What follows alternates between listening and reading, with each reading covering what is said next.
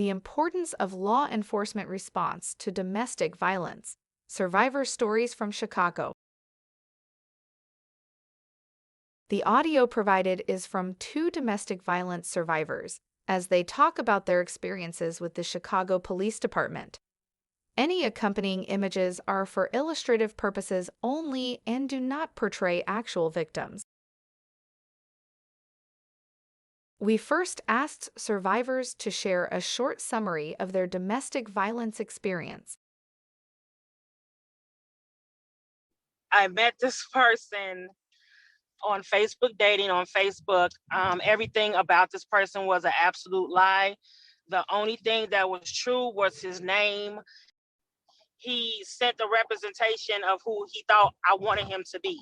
So he was a bachelor's degree, had his own place, 2 cars,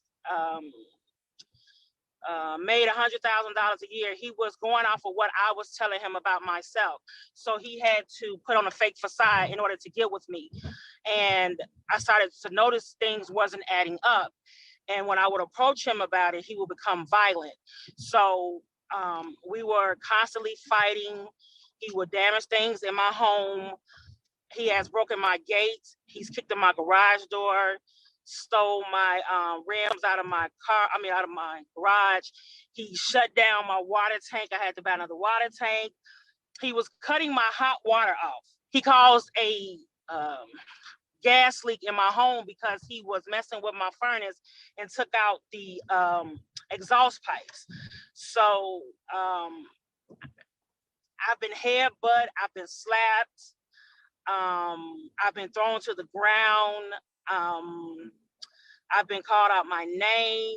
He made me feel as though I needed him, but I didn't need him. And when he realized that it was hard to get rid of him, so I had to get an order of protection against him. And he's also threatened my kids. I have a 17 and 20-year-old, and he's threatened them because I wouldn't let him in my house. And he did pull a gun on me last year while driving erratically. He had choked me. He has followed me to work. He's followed me from work. He's cut me off on the expressway.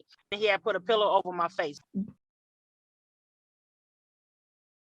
I had met somebody that was kind of like going through something similar that I was going through in the past. And we bonded. I met him at a time like when I was down. I had just got over COVID and I really didn't have anybody, so he was there.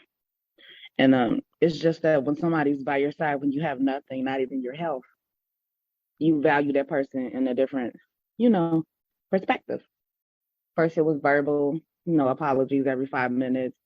Or, when I get my fix, whatever his fix is, then it just was crazy. I mean, you can't even put it into words.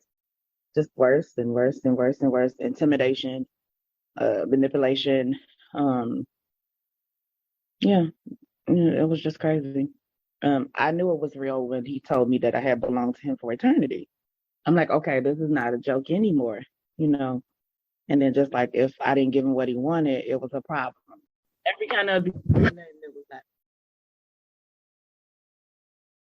Next, the survivors described the ways in which they believe law enforcement can promote an effective response to domestic violence. According to survivors, an important aspect of law enforcement response to domestic violence is documenting crucial evidence. Survivors stated that they need reports after every call to document vital evidence and give them a path to safely leave. If I call and the situation could be diffused, you still need to do a police report. Give me a police report number, because you never know, the next day I may have to go file a restraining order. I feel like each time a person is called, so each time I called on him, I felt like they should have given me a police report. That way it's documented, and that way if they get another call, they can say, oh, she's called several times. For a while, they wouldn't even write reports or they wasn't showing up. None, not a report. They didn't ask for no evidence. The last police officer and the detectives, I sent them the videos, and I'm like, I have videos, I have recordings, I have witnesses. They didn't care about none of that. I can't get a restraining order if you don't write a report. Just write your report. That is evidence. We need that as evidence. I mean, because the thing about these abuses, they're very manipulative. You get in front of a judge and the first thing the judge wants to know is why you didn't call the police. And if you don't write a report, it looks like we never called the police. According to survivors of domestic violence, it is important that law enforcement separates victims and abusers when responding to calls. This promotes both safety and clarity. Being physically separated from an abuser allows a victim to answer questions truthfully and to evaluate their options. And they could tell something was wrong because I wouldn't look them in the face. I had my head down because I was embarrassed because the police are constantly being called to my home, and this has never happened before. So this is all new territory to me. And I'm just like, okay, if I upset him, is he going to hurt me more? Is he going to hurt my kids? And they really were trying to help me.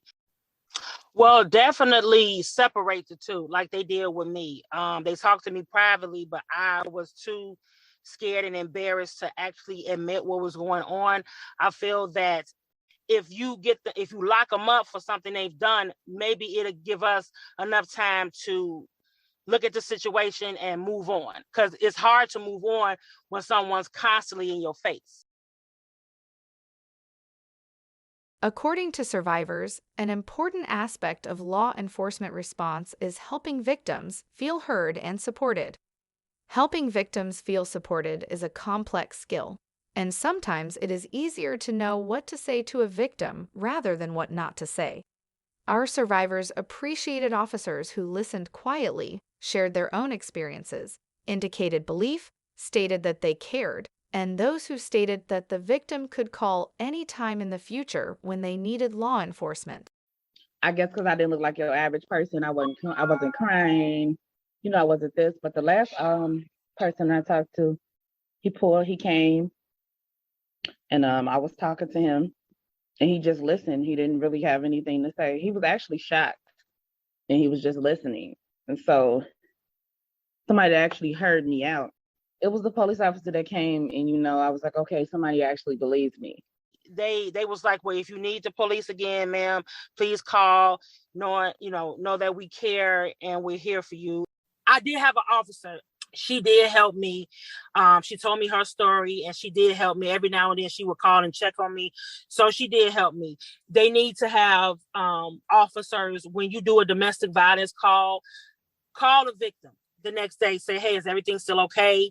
Do you need assistance? Let us know that you actually care. Finally, according to survivors, it is important that law enforcement take every call seriously and promote safety on every single call. Particularly on repeat calls, survivors warned that complacency could lead to injuries or fatalities. Every call should be treated as a life or death situation. You don't know what's happened before. You only know what's happening at that point, and you don't know what's going to happen afterwards. Because the hardest and most deadliest time for a domestic violence victim survivor is leaving or getting rid of them. Your concern is to diffuse the situation and make sure that this person is safe. Where if that person leaves or you leave, they need to understand that every call is life or death. And so many women, white, Black, Chinese, have been killed because the police don't take it seriously. And then when we take it into our own hands, now we could be going to jail for protecting ourselves. And that was the thing that scared me the most, because I was scared that if I had to hurt or potentially kill this individual, what would happen to my kids?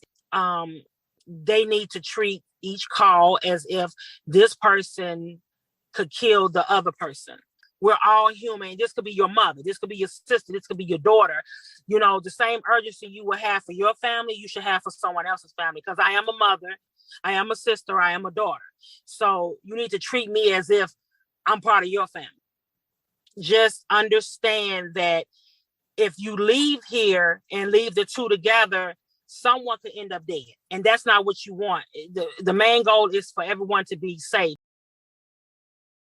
As we conclude this video, we would like to say thank you to the survivors who shared their stories.